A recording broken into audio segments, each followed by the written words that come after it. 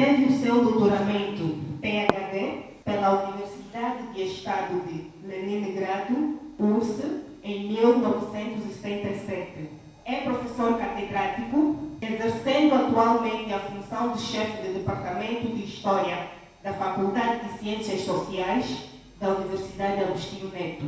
As suas áreas de interesse científico são História e Antropologia da África, História e Historiografia da África, Antiguidade, Idade Média, Colonização Europeia de África Negra, Tradição Oral e Antropologênese. Tem os seguintes livros publicados: África Negra, História e Civilizações, pela Texto Editores, Luanda, em 2009.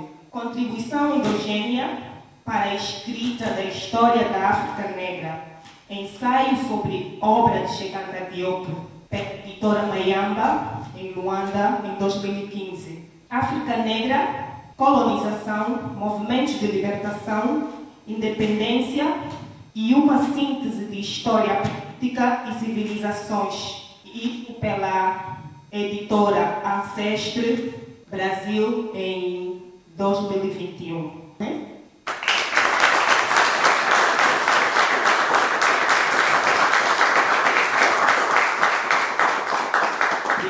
Obrigado. Professor Boubacar, mais uma vez, seja bem-vindo. O tempo é todo seu. Esteja à vontade. Devem ter constatado que há várias áreas de interesse, várias áreas científicas em que trabalhei e continuo a trabalhar. São áreas que parecem, às vezes, muito distantes umas das outras, mas eu diria que é normal.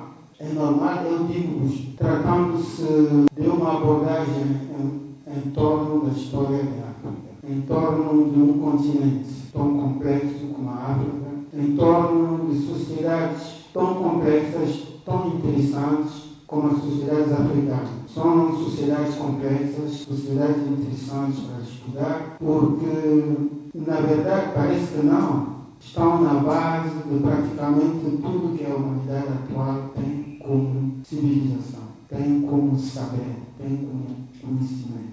Por outras palavras, todo saber, todos os conhecimentos universais, todos os conhecimentos que caracterizam a civilização universal atual, considerada como civilização europeia, esses conhecimentos,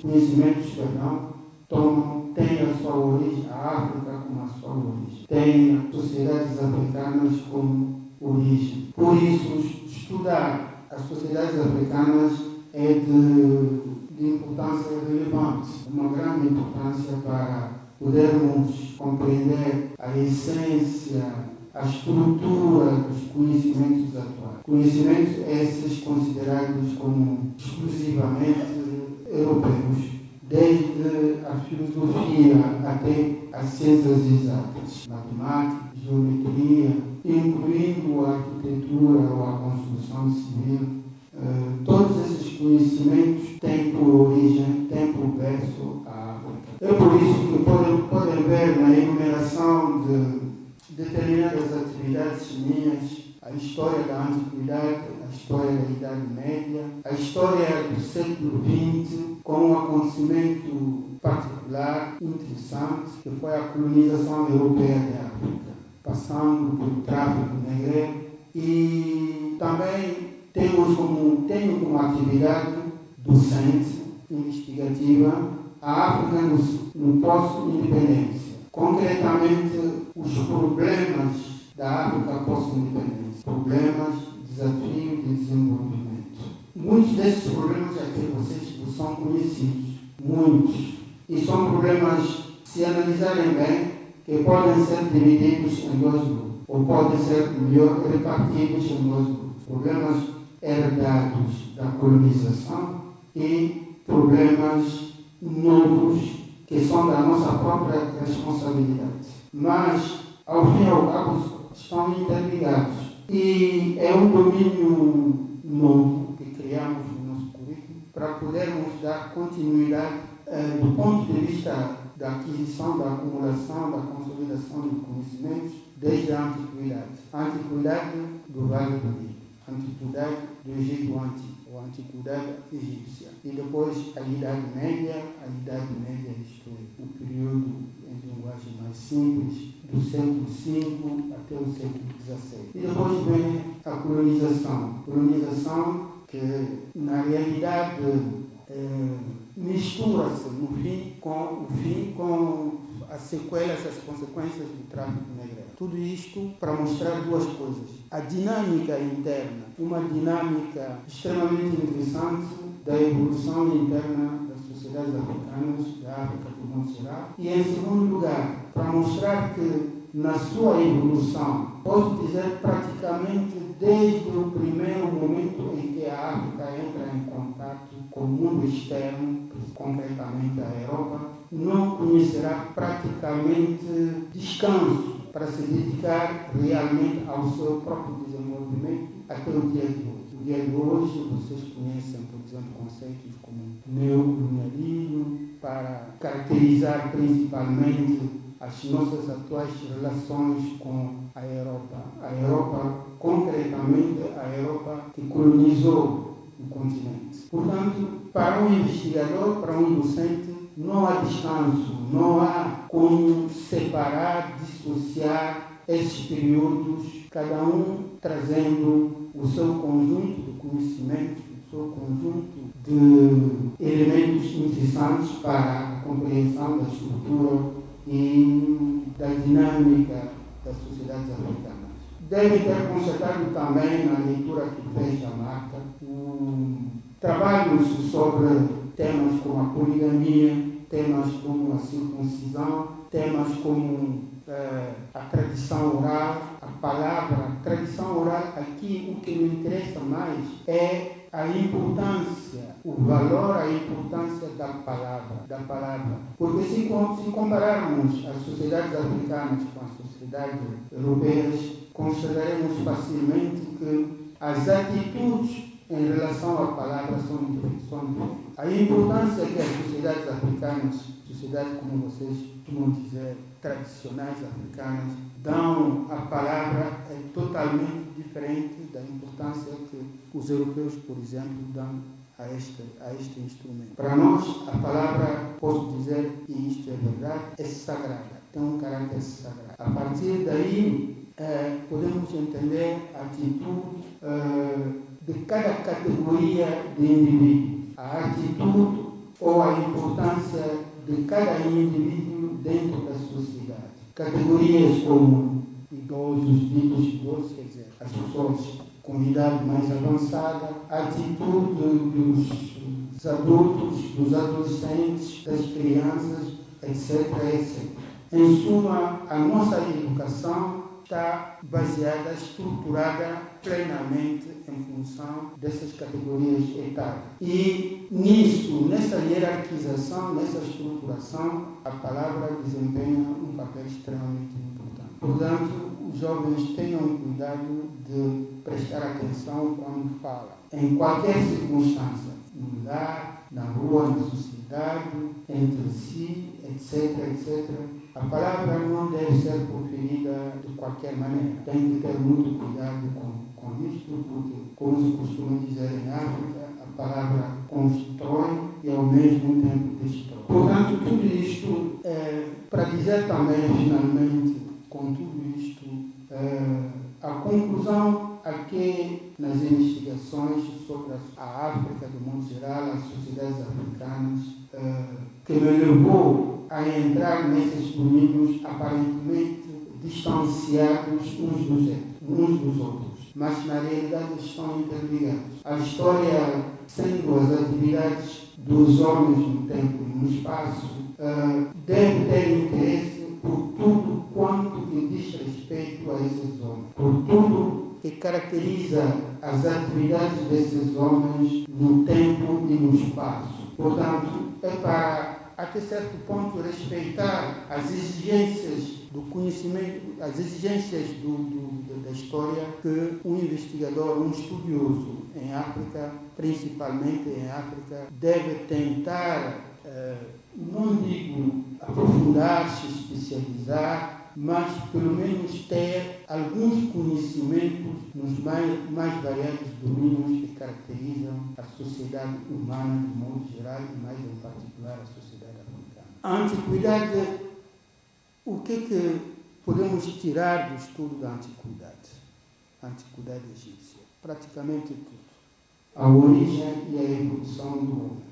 O homem que é tudo, em torno do qual, a existência humana, a própria história, tem importância por aquilo que, pelo fato de descrever, estudar, analisar as atividades do homem, desde o momento em que tomou conhecimento de si próprio, isto é, a constituição do Homo sapiens sapiens, isto é, a espécie que congrega todos nós, todas as raças, todos os seres humanos. Então, é muito interessante estudar a evolução, o advento deste homem, deste ser humano, a sua evolução, quais foram, em que condições, em que circunstâncias, como é que ele chegou a ter esta particularidade que é o pensamento reflexivo, que lhe permitiu de tomar consciência de si próprio e de começar a atuar sobre a natureza para transformar em prol dos seus interesses. Mas não transformar, evidentemente, de qualquer maneira, como hoje em dia, por exemplo, um exemplo, uma ilustração, um caçador moderno que vai para a caça como se estiver ali fazer um esporte qualquer de fim de semana, matando indiscriminadamente porque é dotado de uma arma de fogo moderno, nem sabe distinguir um animal ou uma fêmea de um macho, um animal adulto de um animal velho, tudo que é extremamente interessante para lidar de maneira inteligente com a natureza. Mesmo aqui, se compararmos também as sociedades africanas com as europeias, ou através até do exemplo dos caçadores, dos nossos caçadores modernos, que vão caçar por interesse desportivo, vamos ver que as atitudes também são diferentes. O que vai permitir também abordar uma outra temática, hoje que está na moda hoje em dia, é a preservação da natureza. Fala-se muito da preservação da natureza. Mas de que ponto de vista se deve falar em África, nas sociedades africanas, aos africanos, de preservação da natureza? Eu costumo dizer aos estudantes, a todos os meus interlocutores, que as sociedades africanas são aquelas que mais e melhor cuidam da natureza do que outra qualquer. Que as sociedades africanas, numa outra vertente, me permitirão abordar isso também, já que se trata de diálogo livre entre nós, são as mais humanas. São aquelas que têm a melhor noção da diferença, ou a melhor noção da característica da estrutura do gênero. Quando nos falam, hoje em dia está na moda também, uma temática na moda, a igualdade, fala-se muito da luta, do combate pela igualdade entre a mulher e o homem, etc. Enfim, um conjunto de temas que invadem os países africanos e, na realidade, que não trazem absolutamente nada do ponto de vista do equilíbrio da sociedade, do ponto de vista do desenvolvimento harmonioso, da evolução harmoniosa da sociedade humana. E esses elementos são bem cuidados, existem e são bem cuidados nas sociedades africanas desde a alta antiguidade. Isto não é um excesso de afrocentrismo, mas é a realidade. E que podemos observar e analisar, estudar ainda hoje, se prestarmos bem atenção a estrutura e a evolução das sociedades humanas. Portanto, como podem ver, são domínios que não são tão distantes uns dos outros. E aprendi isto ao bom da verdade, para ser honesto, durante as minhas investigações sobre a obra monumental de Cheikh Anta Diop. Foi o primeiro estudioso africano, foi o primeiro egiptólogo a introduzir esses novos elementos no estudo da história africana, para melhor compreender a história africana, o processo histórico em África. Por que isto? Isto é aqui que começamos a entrar no âmbito do nosso diálogo. A importância da antiguidade, o porquê, as razões que levaram não só o Cheikh Anta Diop, como outros estudiosos também, a se interessar pelo passado, digamos assim, do modo geral, da África. Para falar disto concretamente, o papel de Cheikh Anta Diop neste empreendimento não é fácil, como podem constatar, não é muito fácil. Porque, primeiro, como acabei de dizer, foi o primeiro a abordar temas absolutamente proibidos naquela altura na Europa. Quando ele começou nos finais da década de 40, nos primeiros anos da década de 50 do século XX, eram temas proibidos, temas reservados tão somente aos europeus, tão somente à intelectualidade europeia, porque pensava-se que temática, domínios do estudo científicos como a filosofia, o orientalismo, não eram acessíveis à inteligência africana. O que me leva a apontar 3 elementos essenciais para situarmos o quadro que possa nos permitir avaliar a importância da atuação de Cheikh Anta Diop. Vou recordar efetivamente apenas 3. O ano em que ele publicou Nation Negra de Culture, Nações Negras de Cultura, em 54, se não me engano, era um jovem estudante proveniente de uma colônia, quer dizer que a África estava em plena colonização. O país de origem dele, como o meu, muitos outros na África Ocidental, eram países colonizados pela França, com uma doutrina colonial particular. Enfim, de qualquer das maneiras, todas as potências colonizadoras tiveram as suas doutrinas estruturadas especialmente para a desconstrução das sociedades africanas, para a destruição estrutural dos africanos, para a assimilação, que foi um fenômeno que continua a ser extremamente dramático. Portanto, o período da colonização, com outras consequências como a proibição de tocar em determinados assuntos, com a obrigação de seguir fielmente tudo aquilo que a potência colonizadora empreendia, fazia, etc. Quer dizer que os jovens, os poucos, relativamente poucos jovens estudantes africanos que se encontravam na Europa, estudavam em condições extremamente difíceis. Vocês não podem imaginar. A alienação intelectual era extrema. Imaginem sobre, por exemplo, estudantes em ciências sociais e humanas obrigados a acompanhar ou a seguir, a ouvir aulas de professores racistas. Professores convencidos de que o negro não tinha intelecto, o negro não tinha capacidade sequer de compreender a educação dispensada pelo europeu. Convencidos da superioridade de todos os pontos de vista do europeu. Portanto, desenvolvendo teses, teorias neste sentido, numa sala de aula, num anfiteatro, a jovens estudantes africanos. Não sei como vocês se sentiriam, mas deveria ser muito, muito difícil de suportar. Segundo elemento que queria focar, também é histórico.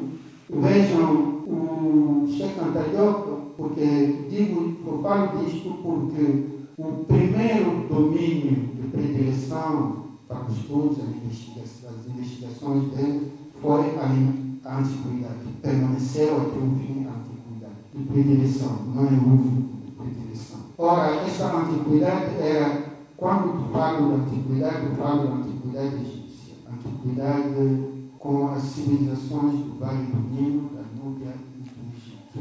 E o ramo da ciência histórica, que irá se dedicar especialmente do estudo das civilizações do Vale do Nilo, chama-se, como vocês devem saber, egiptologia. A egiptologia, oficialmente, normalmente, concretamente, nasce em 1822. 1822. Isso significa dizer que, a partir deste momento, o mundo científico começou a ter contato com milhares e milhares de documentos deixados pelos egípcios sobre os mais variados domínios da vida. Os egípcios deixaram por escrito tratados sobre praticamente todas as áreas, sobre todas as atividades humanas, com descrições sérias, profundas, etc, etc.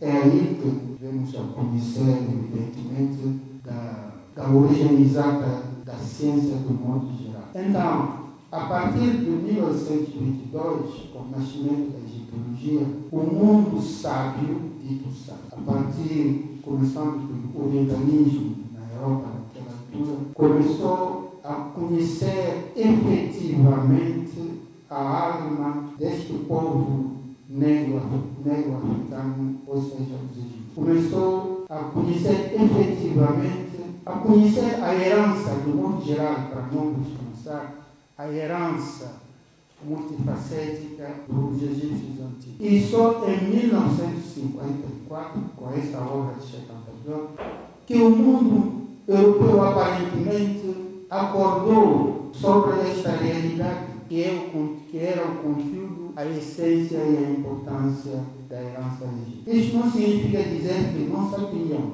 mas silenciavam de propósito o conteúdo de toda a herança desde 1922, quando São Polônio permitiu a distribuição da escrita egípcia. Para dizer, recordar também, não tiveram conhecimento disto, que essa escrita egípcia foi inventada em 3.200 a.C., segundo a datação que é curta, como se diz. Na realidade, foi inventada há muito mais tempo, só que a egiptologia, os europeus, a ciência europeia, silenciou isto e decidiu atribuir, digamos assim, a data de 3.200, reduzindo substancialmente a profundidade ou o tempo da invenção das quer dizer que durante este tempo todo da invenção, do nascimento da egiptologia, ou a partir do momento em que o mundo sábio, o mundo intelectual, o mundo do mundo geral começou a ler os hieróglifos, a ler a escrita egípcia, a tomar conhecimento de tudo quanto fizeram até aí, desde 3.200 antes do nascimento de Cristo. Ninguém sabia praticamente de nada. É por isso que quando Cheikh Anta Diop começou a publicar os resultados das suas investigações sobre o Egito, a França entrou em pânico, a Europa entrou em pânico, os orientalistas europeus entraram em pânico. A primeira reação, evidentemente, foi negar tudo isso, dizer que era o resultado de uma reflexão subjetiva, uma invenção, um excesso de eurocentrismo da parte de Cheikh Anta Diop. Isto marcou as relações entre a Europa e a França, antecipando um pouco até hoje. Quer dizer, a negação de tudo que o negro fazia, que o negro fazia e continua a fazer, a minimização da importância desses atos, por um lado, e a sublimação de tudo quanto o europeu fazia, sempre para mostrar a superioridade intelectual do europeu, do branco, em comparação com o negro. Evidentemente, houve muitas tentativas de teorizar, ou seja, de demonstrar alegadamente, do ponto de vista científico, esta hierarquização, essa superioridade branca. Bom, mas não vamos entrar nisso, é muito fastidioso. E, aliás, a historiografia já fez muito neste sentido, no sentido de mostrar a absurdidade, o caráter anticientífico dessas teorias todas. Mas, parafraseando, de repente, lembrei, parafraseando Thomas Sankara, do Burkina Faso, acho que até também era uma frase de um outro grande pensador africano, que o imperialismo é um mau aluno, nunca aprende as lições do passado. Está sempre a repetir os mesmos erros, a persistir no erro, a tentar enganar sempre e falando dos problemas atuais, porque é tudo aquilo que a África está a viver, os problemas atuais da África não são novos, só para dar uma ilustração. É por isso que ele diz que o imperialista é um mau aluno, nunca aprende. Mas ele, o próprio imperialista, que é o branco, ilustrado pelo branco, é convencido do contrário. Ele que é o mestre absoluto, o mais inteligente, o mais forte, o mais capacitado, o melhor dotado, inclusive, mesmo no domínio da religião, ele que apresenta e continua a ter, segundo ele, a melhor divinidade. Bom, até certo ponto ele tem razão, porque nós aqui neste lado do sul global, mais particularmente em África, continuamos a acreditar até certo ponto em tudo isto. Pensamos que o Deus branco é melhor do que as nossas divinidades, que tudo que o branco diz é mais certo, tem mais consistência. Enfim, isso também é uma temática que vem naquilo que nós introduzimos na nossa estrutura curricular, a África pós-independência, os problemas de desenvolvimento, os desafios de desenvolvimento da África pós-independência. Porque uma boa parte do nosso atraso, da nossa permanência neste estado, nessa letargia, digamos assim, do ponto de vista do desenvolvimento, deve ser precisamente a isso. Porque nós próprios, infelizmente, de maneira triste, somos convencidos de que boa coisa não pode sair da nossa própria cabeça. Boa coisa não pode sair da cabeça do nosso irmão que está à frente. Que para nos desenvolver temos que seguir os exemplos, temos que receber lições, conselhos do norte ou da Europa, etc. Portanto, tudo isto para vos dizer que do meu ponto de vista científico e intelectual, esse fenômeno parte desde o século XIX. Porque eu não consigo entender como é que o mundo inteiro, durante décadas, séculos, estava interessado em conhecer melhor as pirâmides que já existiam há milhares de anos no Vale do Nilo, os templos, os sistemas de irrigação. O mundo inteiro sabia de que os sábios gregos, alegadamente pais das diversas ciências, estudaram no Egito Antigo junto a sacerdotes pretos, negros do Egito.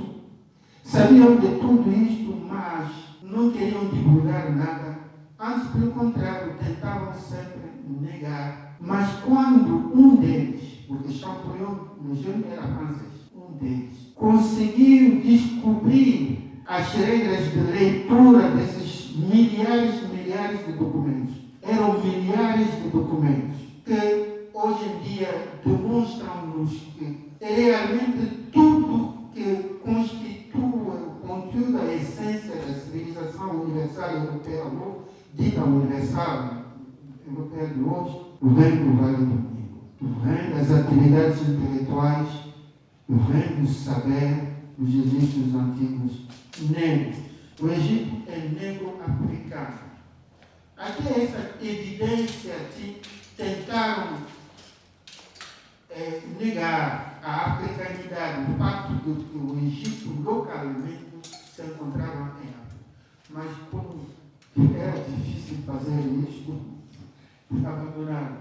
Agora, quanto à negritude dos egípcios, continuam até hoje. Inventaram teorias, sonhos, mas que cientificamente, evidentemente, é muito frágeis. Portanto, esses três elementos explicam a vontade, a amplitude, a profundidade da obra de Cheikh Anta Diop e, consequentemente, a revolução produzida pela publicação das primeiras suas investigações, sobretudo Nações Negras e Cultura, que revolucionou literalmente o mundo intelectual francês e europeu.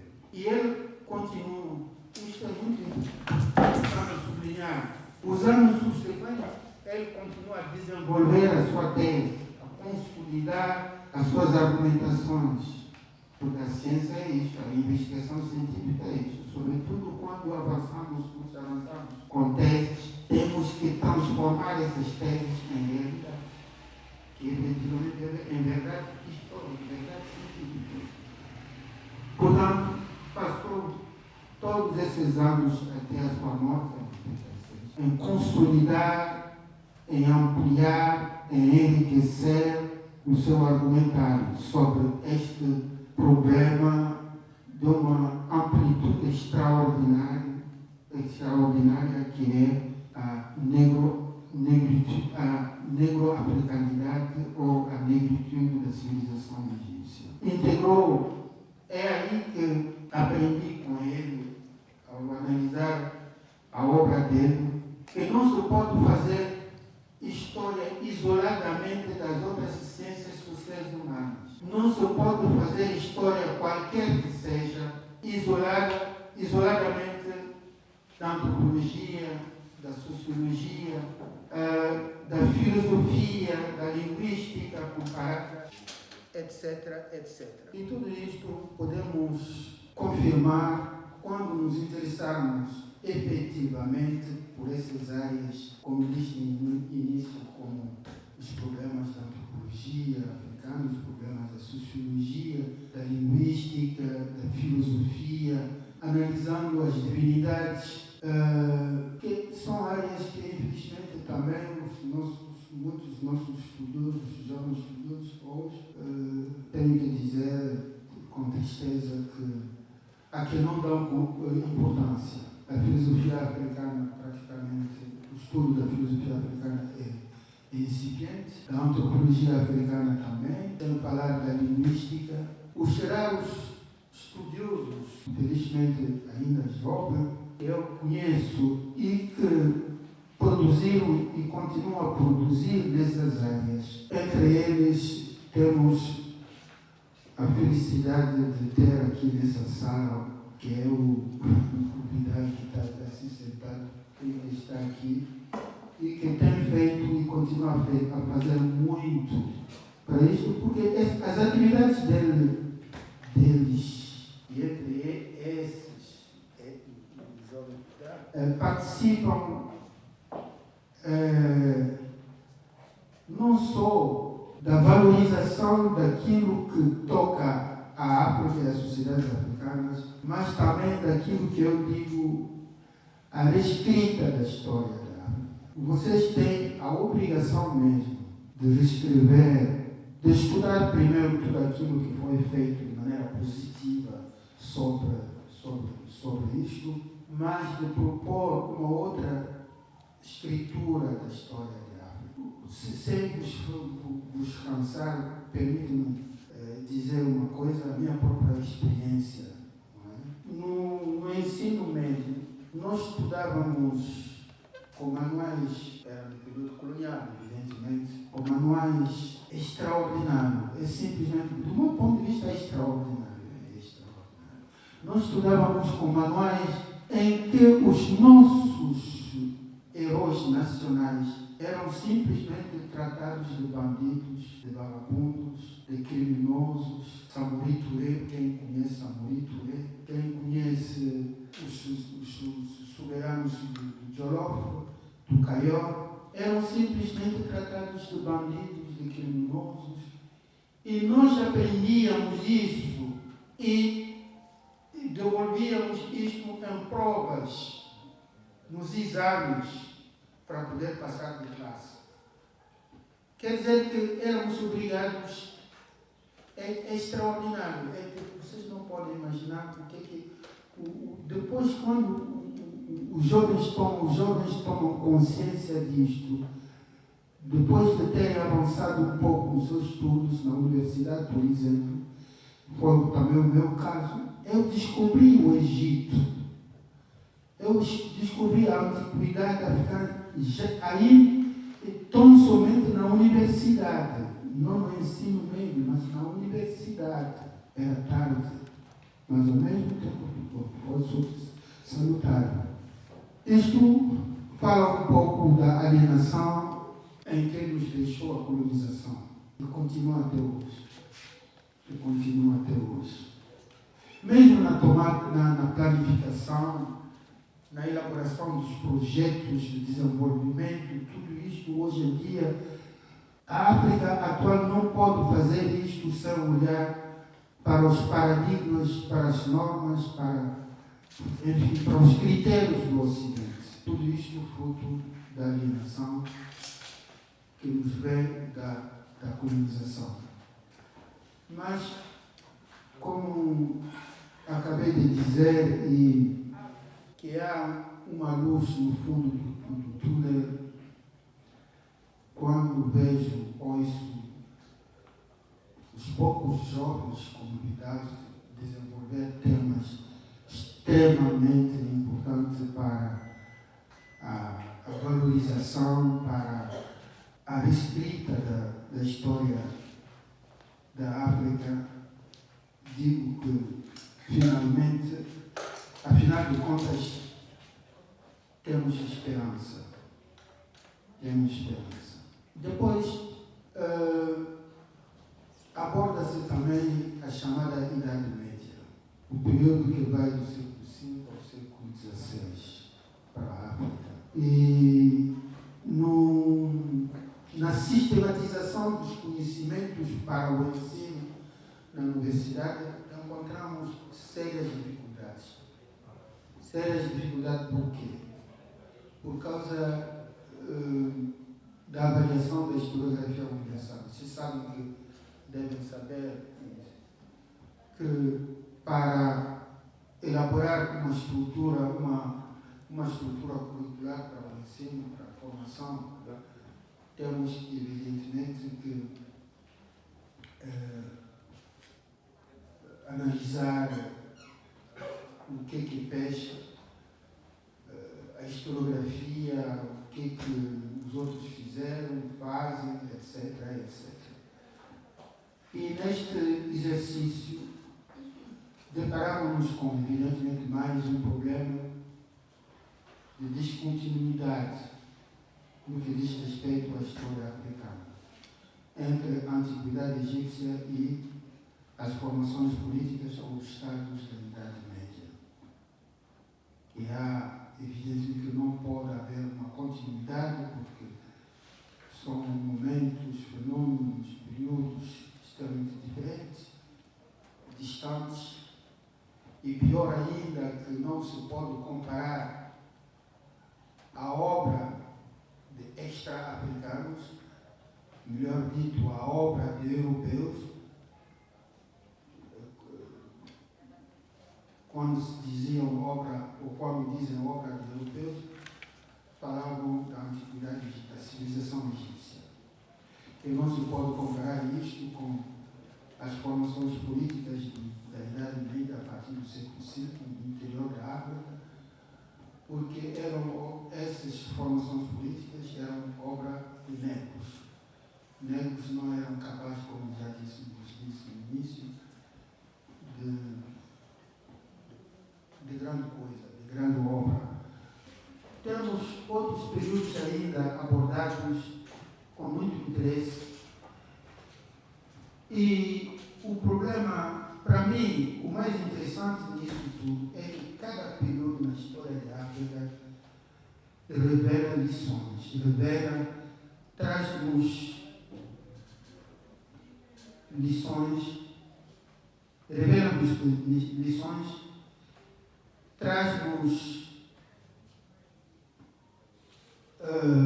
soluções para resolvermos problemas de desenvolvimento da evolução da sociedade humana lato sensu.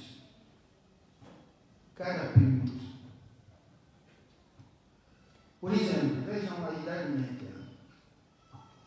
A Idade Média, quero dar apenas um exemplo, não é o excesso de afrocentrismo, mas é para uma ilustração que vai ilustrar bem aqui o meu propósito. Os jovens que estão, todos vocês que estão aqui, aprenderam no ensino de base que a América foi descoberta por Cristóvão Colombo, não é?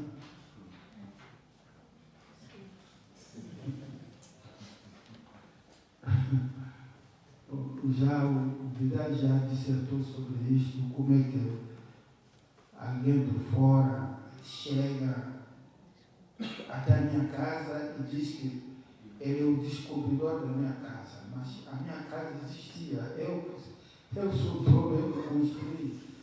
Mas ele reivindica a autoria disto, que ele descobriu, ele me descobriu, ele que é o meu descobridor, etc. Primeiro. Segundo, isto é uma falsidade como tantos outros acontecimentos históricos revelados pelos europeus aos africanos.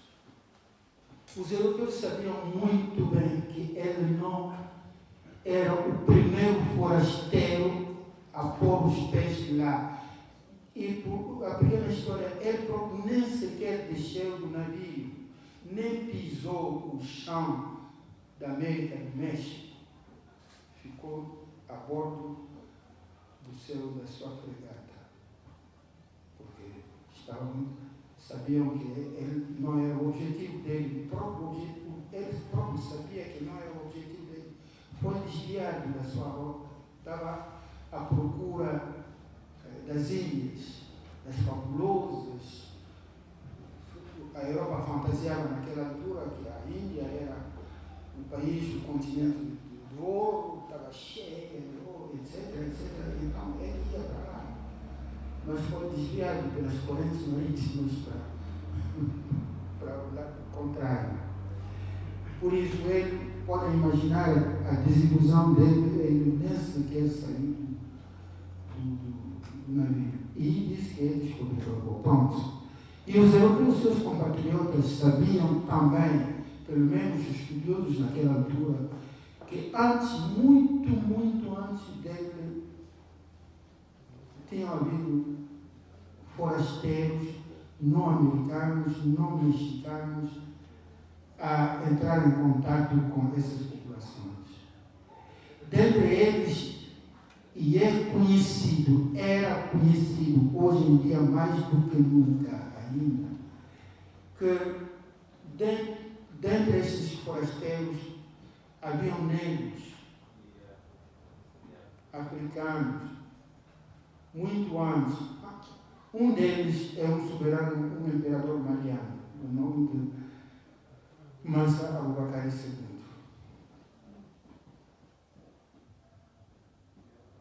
que chegou lá com as suas embarcações, desembarcou em 1312. Agora compara, 1312 e 1423. Mas quase mais de 120, 130 anos antes de Cristóvão Colombo. Mas a historiografia europeia continua a vos ensinar. Bom, nós também participamos disso na realidade. Não sei, Vidal, por que vocês ainda não fazem tudo? Por que vocês não destroem este Ministério da Educação para poder, sei lá, deixar de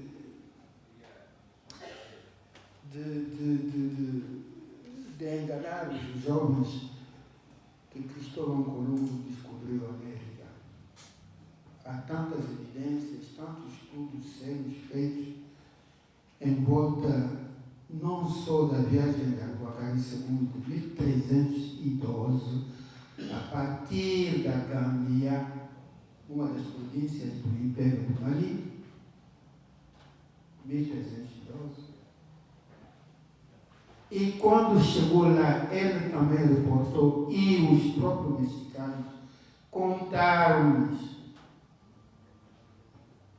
que comerciavam com, naquela altura ainda, que comerciavam com negros,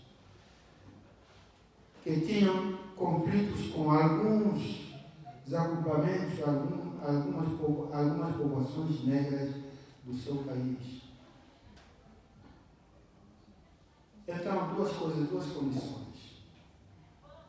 A historiografia europeia continua a sua obra de assimilação, de desconstrução, e, segundo, continua ainda esse pensamento, esta convicção, este pensamento racista que consiste em considerar sempre a África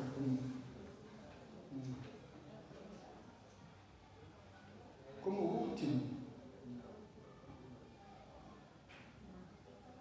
como um ser inferior relativamente a ele próprio, o europeu. É para ajudar os estudantes a compreender tudo isto que me dediquei também ao estudo da antropogênese. Antropogênese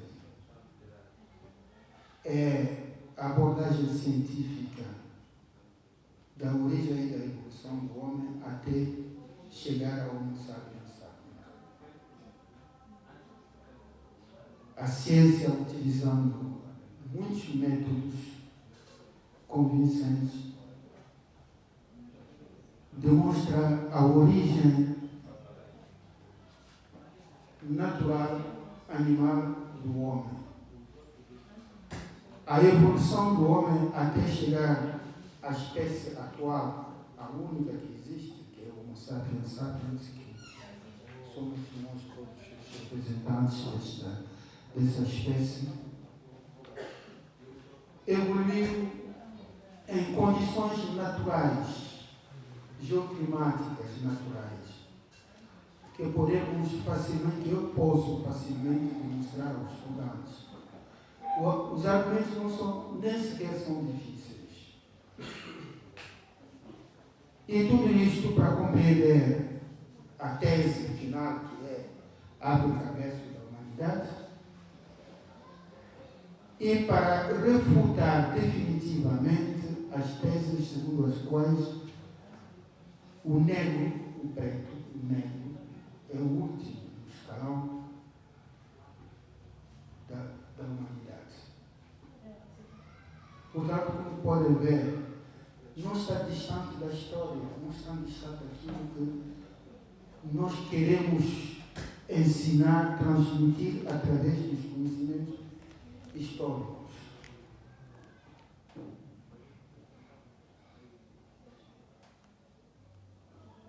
Aí, evidentemente, confesso que encontro algumas dificuldades.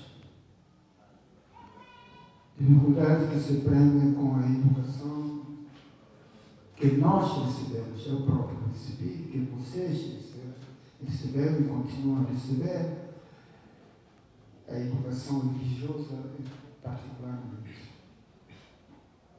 Quando se fala na antropogênese, há muitas dificuldades. Mas, durante esses anos todos que eu ensino isto, não me demoralizei. Continuo mesmo. Apesar desta evidência, e felizmente acabei por encontrar uma linguagem adaptada para não ferir a sensibilidade dos estudantes, porque isto também somos também pedagogos.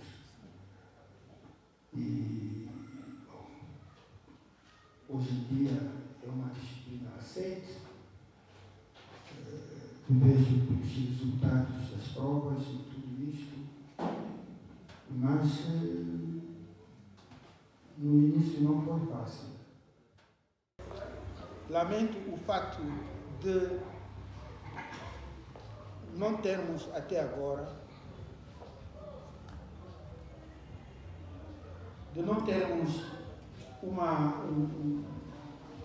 assim, uma história, bom, popularmente dizem uma história de Angola concisa, coerente, devidamente compilada, com todos os requisitos das origens até, digamos assim, as independências. E, curiosamente, eu penso que temos aqui no país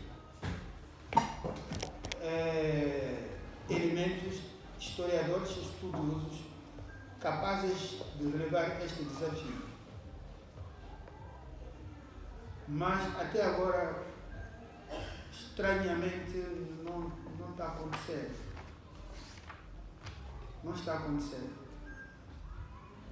Há historiadores angolanos mais especializados no reino do Ndongo, uns mais especializados no reino do Benguela, etc., do Lunda, etc. E o pior é que, porque falou da África Austral, há um fenômeno mais ou menos similar que acontece com o Império do Moene Mutapa, vulgarmente falando Mono Mutapa, mas é Moene Mutapa. Portanto, essas considerações,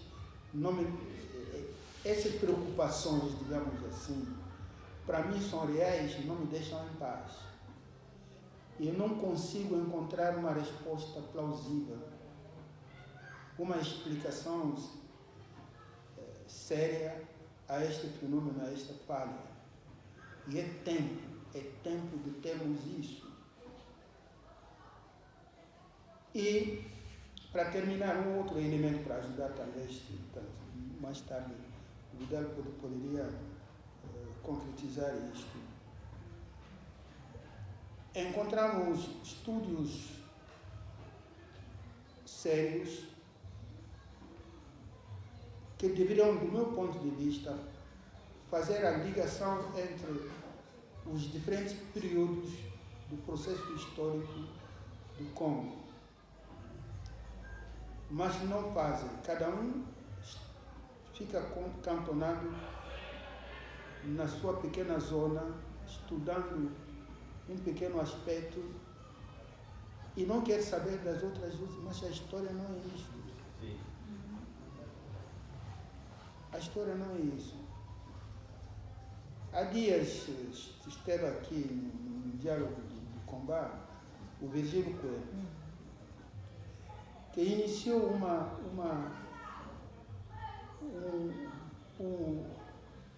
uma obra muito interessante que eu penso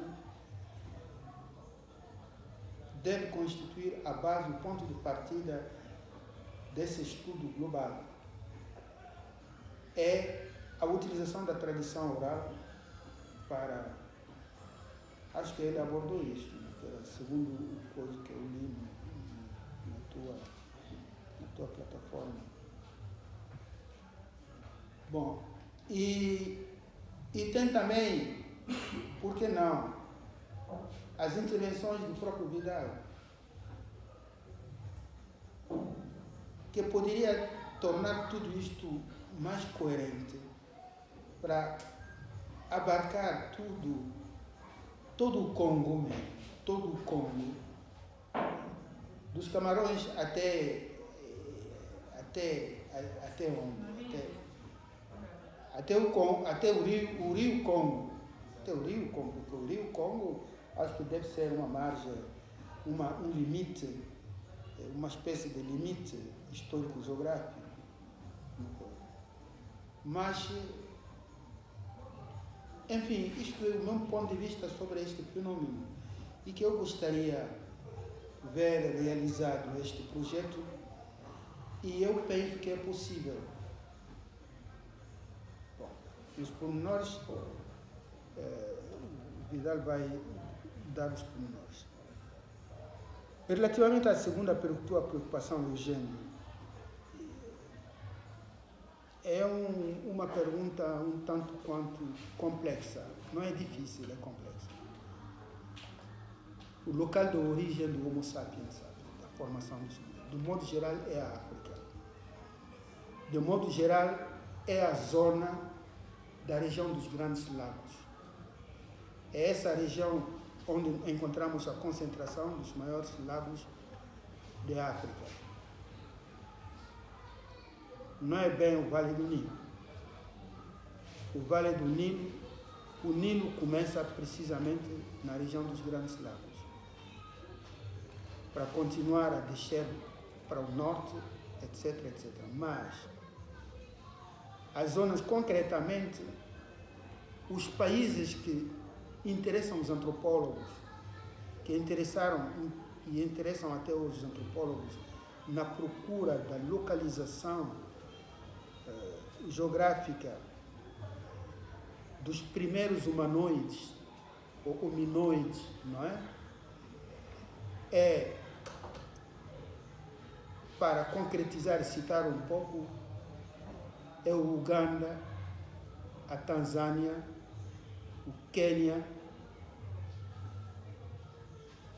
e um pouco uma zona periférica que é a Etiópia.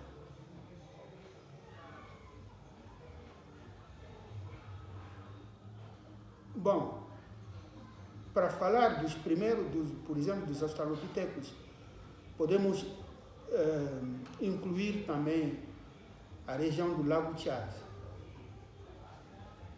Parece um pouco distante disto, mas não. A região do Lago Tchad. Esta é a zona circunscrita onde vamos encontrar, onde a ciência encontrou efetivamente restos fósseis que, uma vez estudados, analisados, fazem parte dos primeiros hominoides, que vão evoluir para dar origem aos hominídeos. Dos hominídeos vamos ter já o Homo sapiens sapiens. Primeiro, a separação dentro do reino animal.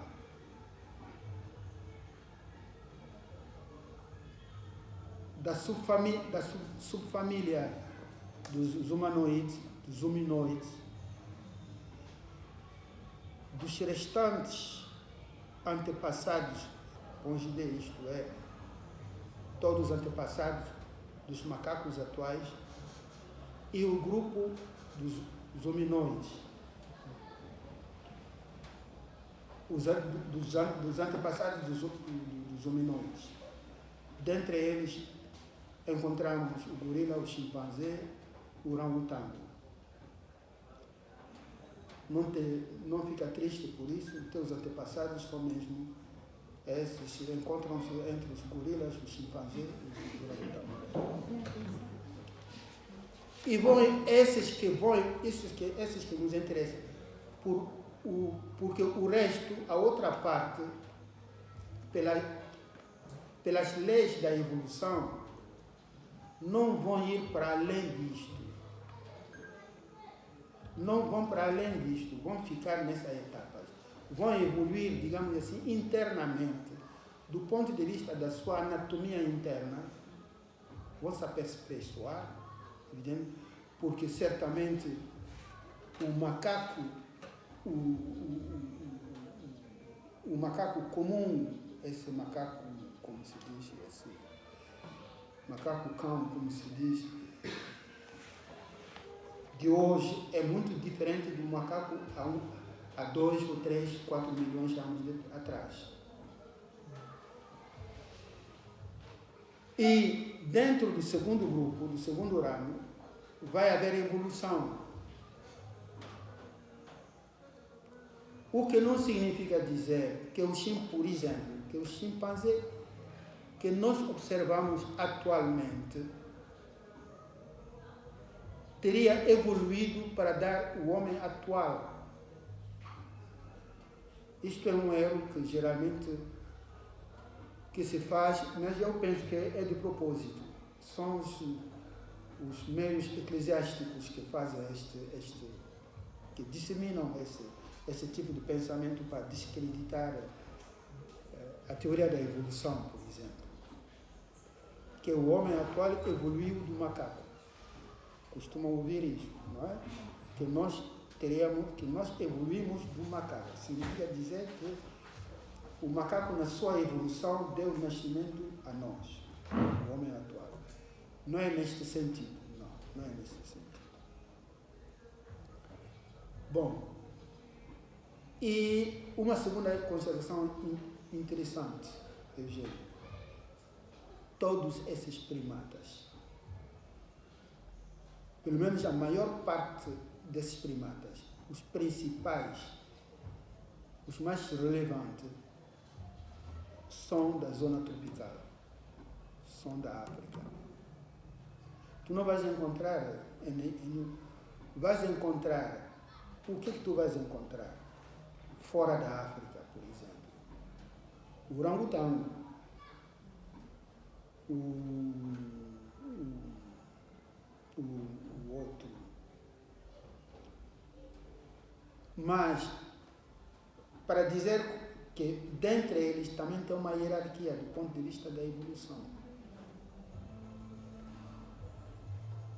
Portanto, tu tens circunscrita a zona do surgimento ou da existência, primeiro da existência dos primatas, tu tens circunscrita a zona da diferenciação dos elementos que compunham, dos principais elementos que compunham os primatas. Tu tens a zona circunscrita onde tu tens as condições geoclimáticas para as transformações sucessivas dos diferentes tipos, das diferentes formas desses representantes de primatas até chegar ao Homo sapiens sapiens. Nenhum outro continente tem essas condições. Tu não encontrarás em nenhum outro continente fósseis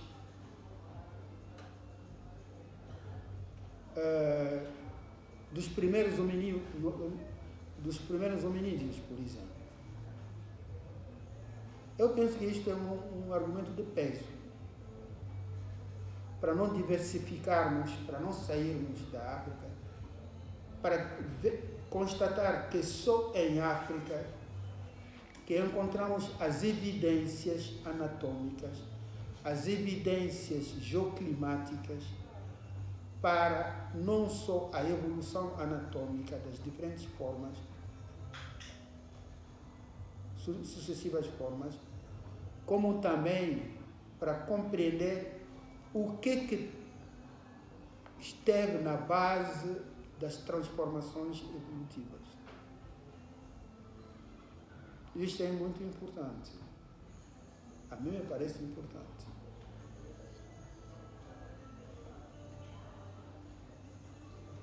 E depois, finalmente, está circunscrita também geograficamente, ou por outras palavras, é em África que vamos encontrar as condições geoclimáticas que estiveram na base dos surgimentos das características raciais. A pigmentação que nós temos, todos nós ostentamos agora. A pigmentação quer dizer a pele preta, não é? Preta, não sei como dizer isso até, a pele negra. que depende da melanina, da presença da melanina no epiderme. A melanina é uma substância bem conhecida de todos os biólogos, de todos, até de todos os físicos químicos, que dá a coloração à pele. Depende sempre do nível de concentração dessa substância no epiderme. E foi demonstrado há muito, já não precisa de ser mesmo falado, comentado isto, que a melanina, historicamente falando, tem um significado do ponto de vista da adaptabilidade, da adaptação, ou do ponto de vista da proteção do nosso organismo. Encontramos melanina no epidermo, como acabei de dizer, encontramos epidermo também no cabelo, nos olhos, etc, etc. E tem por objetivo de proteger o portador desta substância. Quanto mais concentrada for a melanina no epidermo, mais escura é a pele.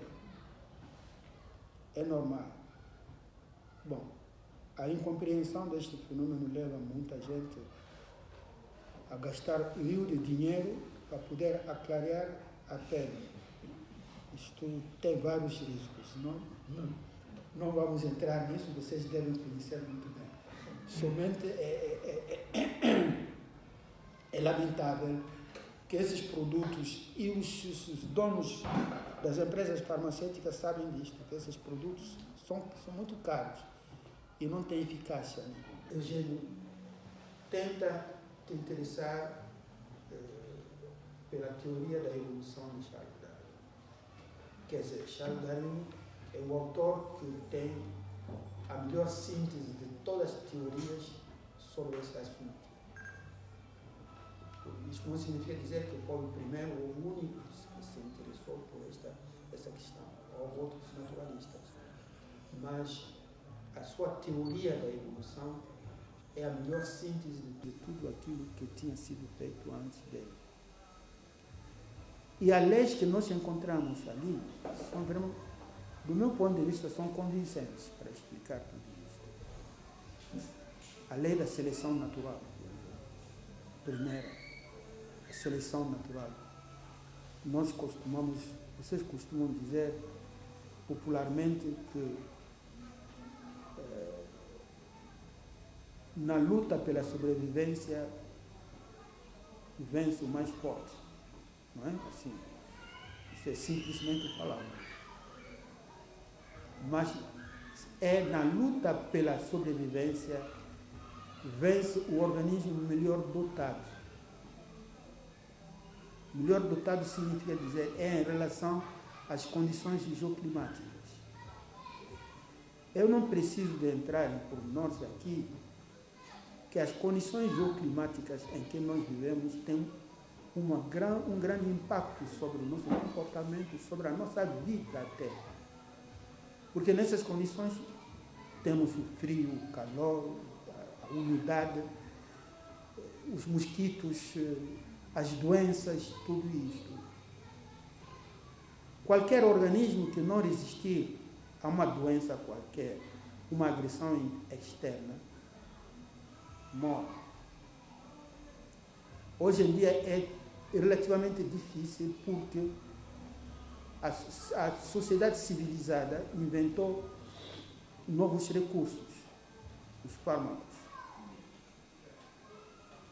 Qualquer dor de cabeça, incômodo no peito, sabe o que tomar para aliviar, para tentar combater isso. Esta sensação é o resultado de uma agressão externa. A doença é uma agressão externa, é sempre provocada por alguma coisa. Um vírus, um germe, um corpo estranho. Mas reparem que o nosso corpo, o corpo de qualquer um de nós, tem uma primeira reação contra esta agressão externa. Logo que sentir, o corpo sentir a presença de algo que não lhe é conhecido, reage. E quando nós continuamos a sentir os sintomas, como por exemplo uma forte temperatura, febre, quer dizer que o organismo já declarou derrota, quer dizer, já ficou derrotado. E precisamos de fármacos. É aí que recorremos. Senão, antes da forte temperatura, o organismo já tentou combater através dos anticorpos, como vocês conhecem todos. Ouviram falar dos anticorpos. A reação disso. Então, tudo isto faz parte, para resumir, dessas condições geoclimáticas, porque vem do exterior. Não é? Então, a primeira lei me parece evidente. O organismo que não conseguir aguentar esta invasão enfraquece. Fica enfraquecido e, se não for socorrido, morre. Bom, nós simplificamos isto por o mais forte. O mais forte não é fisicamente, não é com mais músculo, mais massa muscular, não é nesse sentido. Não. É do ponto de vista da sua adaptabilidade, da sua adaptação às agressões externas. Tem também a lei, por exemplo, da hereditariedade. Acho que não é preciso esmiuçar tudo isto a vocês. Você sabe o que é a hereditariedade. Quem já teve ou tem filho sabe o que é isso. É a transmissão à prole aos nossos filhos dos resultados de todas as transformações havidas em nós. Não só nós, como os pais, os avós, os bisavós. Porque nós somos a síntese de todos os antepassados, do ponto de vista do gênero, do ponto de vista hereditário. E transmitimos isto também, porque tudo isto nos foi benéfico. É por isso que sobrevivemos. Então transmitimos aos filhos. É assim sucessivamente. Devem saber uma informação relativamente a essa hereditariedade. Que aquilo que nós transmitimos aos filhos não vem apenas de nós, como pai, por exemplo, ou mãe, mas dos dois. Costumam ouvir falar disso, mas certamente não sabem porquê.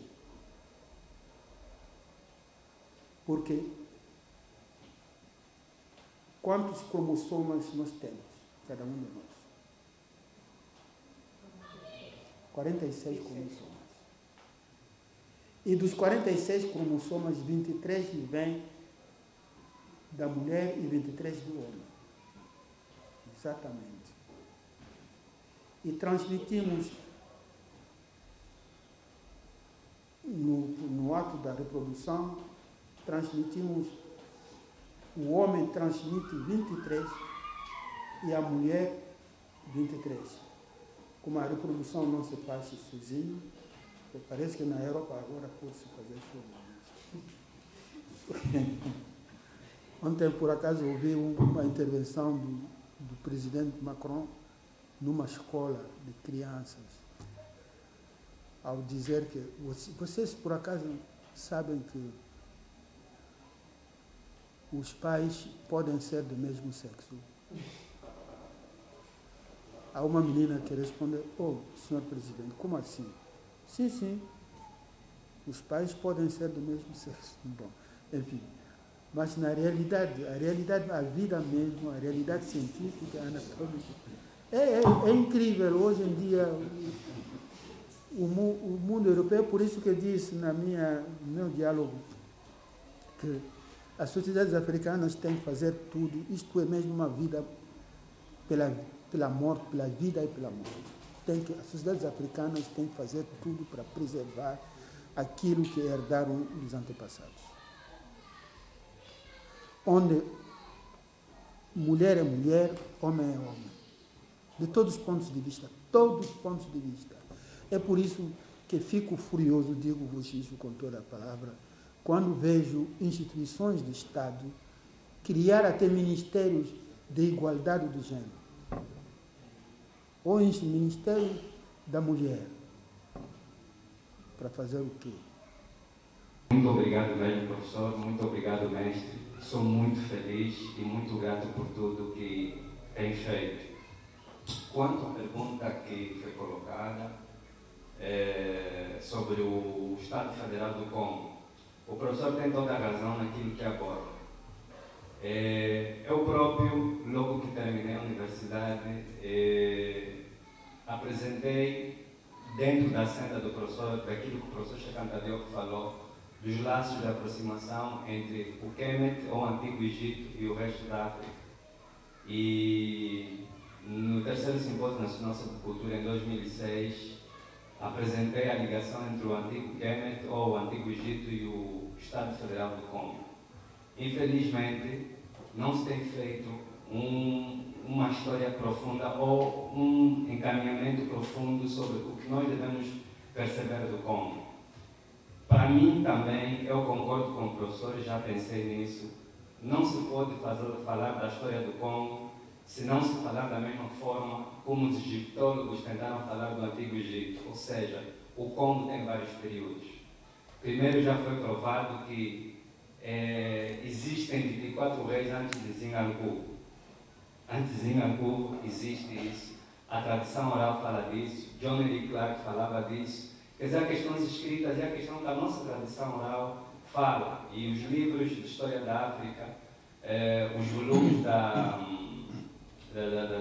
os 8 volumes, acho que no primeiro e no segundo, fala-se da importância, o professor José Kizebo fala da importância da tradição oral. A tradição oral é um recurso necessário para nós fazermos a nossa história. E houve o propósito e o despropósito de não se escrever em condições a questão sobre o Congo, professor.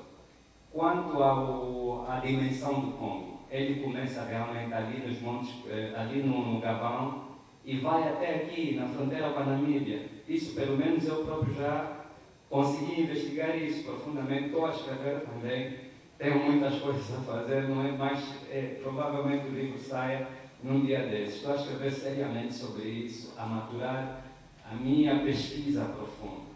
Então, e veja, professor, o outro problema que temos é também a questão do idealismo. O professor Boubacar, o professor Teofilo Benga, o professor Chekanta Diop, o professor Bilolo nos ensinaram a fazer a história de forma objetiva, sem, portanto, preconceito algum ideológico. Mas nós temos um problema no nosso país, professor, e ainda bem que o professor passou a bola para mim, porque tenho essa responsabilidade enquanto cidadão em falar sobre isso. Nós temos muitos colegas que não são sinceros, infelizmente, professor. E vou lhe dar um exemplo simples. Agora vai-se inaugurar no Banco Nacional de Angola um placar ou uma sala completa sobre a história de Angola. E eu participei nisso enquanto artista plástico, também sou artista plástico. E dirigi, e houve a possibilidade de o projeto me encontrar enquanto historiador e enquanto artista. E eu fiz as 6 estações daquele placar. Veja, professor, por causa da nossa ideologia, só para dar um exemplo de como a história de Angola, às vezes, os nossos colegas não facilitam. Nos obrigam a tirar a cara dos Eduardo dos Santos, porque não convém perante a chefia. Pedimos para colocar o Simão Toco dentro da nossa dentro do nosso nacionalismo, mandaram tirar e foi uma discussão forte. Vamos falar agora do Congo e dos Estados Federais de Angola. Nós fizemos um mapa, eu desenhei um mapa, imagina o professor, com 14 páginas fundamentadas, onde fui buscar as questões que o professor Obenga trouxe, o Vanzina trouxe, a refutar o que é etnologia e a trazer o que é história, não é? Nós colocamos no mapa Congo de Antótila, desde o Gabão até aqui, colocamos as fronteiras e o mapa está ali, foi bem feito. Dois nossos colegas, PH10, não vou citar o nome, disseram não vamos aceitar isso. Põe só Congo, escreve Congo com C. Não pode-se demonstrar isso. Então, é uma luta que nós temos travado, professor, uma luta muito grande quanto às questões da história de Angola, que eu penso, muito provavelmente, são as questões políticas que estão à volta disso. Agora, aonde é que começa realmente o Estado Federal do Congo e se todos os estados que vêm depois do Congo vêm do Congo? Não, também não é verdade isso, professor. Nós queremos, e eu já chamei a atenção a muitos jovens, congolonizar a história. Não. Foi um conjunto de povos, os chamados povos Bantu, que o professor Príncipe Kakwanya Monabela já conseguiu demonstrar que isso de Bantus não existe. Saujungala Guala, ele demonstrou bem isso no seu livro. Também entrei nessa pesquisa, é a última vez que estive na Universidade Agostinho Neto, na Faculdade de Direito, o professor me viu, eu estava a falar disso, a trazer as teses e converge as teses do professor Príncipe Kakwanya com as teses do professor Diop, com as teses do professor Teofilo Obenga. Bom, vamos adotar o termo Bantu, mas nenhum povo africano daqui dessa região se chama como Bantu. Já vimos isso, como é que essa construção forjada foi feita. Mas temos aqui também a questão de alguns nossos irmãos, uns baseados na tradição, outros um bocado mais apaixonados que querem colonizar toda a história da África Austral. Não é verdade isso. Há uma ligação, como explica bem o professor Diop. O professor Diop nos mostrou isso, o professor Mubamenga Bilolo nos mostrou isso. Existe aquilo que se chama de, e mesmo Bom Passong também nos explica isso, existe aquilo que se chama de os traços de unidade cultural africana, que de facto há uma filiação e há uma continuidade na formação dos Estados. Não é que eles são congoleses, porque os congoleses são congoleses, os Ambó, por exemplo, da Namíbia são Ambó, os Zulus são os Zulus. Mas, claro, tem o mesmo princípio de monoteísmo ancestral, a mesma forma de tratar os problemas, porque são o mesmo povo que mostra a nossa unidade. Então, é isso que eu peço aos jovens para terem algum cuidado. Que existe o Congo, enquanto instituição política, de facto, ele não surge no século XIV, surge no século VII, ou século VI, depois de Jesus Cristo. O professor Príncipe Kakwanya demonstra isso no seu livro, Le Problème de l'Histoire de l'Anthropologie Africaine.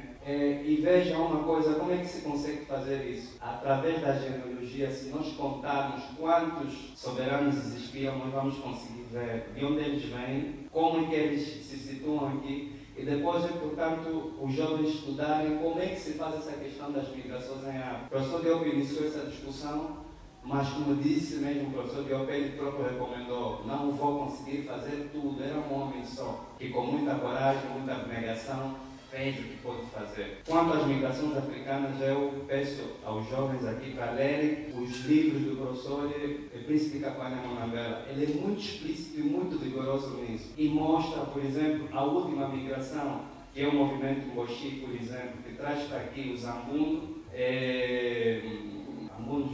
Mbundos, no sul de Angola, que formam o estado do Bailungu, é diferente da questão congolesa. É muito diferente. Eles passam por aí, levam algumas coisas, mas é um ramo diferente. E depois temos que compreender que em África os laços políticos se faziam muito com o casamento, os laços matrimoniais. E o professor Sheikh nos ensina isso. E para terminar essa questão da profundidade dos estudos do professor Diop, e onde eu me sinto mesmo grato aos ensinamentos que o professor foi nos passando, é que há uns meses atrás eu estive num primeiro, e parece que estão a nos ouvir, num primeiro curso de geopolítica africana. E engraçado, eu assisti às aulas fardadas, era militar.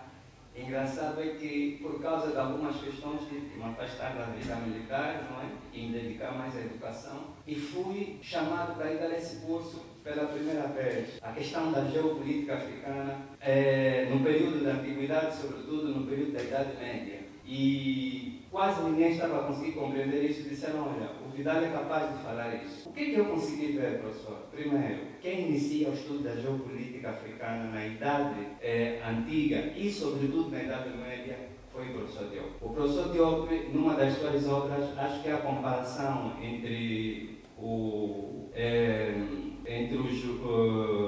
onde ele faz a comparação entre as sociedades, exatamente. Ele traz aí a geopolítica africana pura na Idade Média, quando Kwame Nkrumah, no discurso de abertura e da fundação da OAA, as teses que ele trouxe para fazer a unidade africana foram as teses de Cheikh Anta Diop. Portanto, eu vou terminar por aqui. Muito obrigado mesmo e que o nosso consultório dê muita saúde. Eu não podia mesmo tocar todos os aspectos, desenvolver devidamente tudo quanto, em primeiro lugar, toca a obra de Cheikh Anta Diop, porque é uma obra gigantesca, simplesmente fabulosa. Mas acho que pode haver alguma pequena luz, uma pequena esperança. Queria dizer que quando vi pela primeira vez as instalações desta livraria com este nome, Cheikh Anta Diop, tive um aperto sério do coração. Mas acredito que melhores dias virão. Antônio Combato, tu tens, não sei como agradecer por esta iniciativa. A sério, francamente falando, não sei como agradecer por esta iniciativa. E como é que, onde que vai, como se diz, encontrar, arranjar força para continuar a manter essa estrutura e a tentar fazer dessa estrutura algo de diferente, porque uma instituição devendo albergar a obra, simbolicamente falando, de Cheikh Anta Diop, deve ser algo de grandioso e extraordinário. Por isso mesmo, desejo-te sinceramente mesmo força, que os nossos ancestrais venham mesmo ao teu socorro, te apoiem, te deem tudo que for necessário para fazer desta estrutura algo digno do nome do seu, de Cheikh Anta Diop.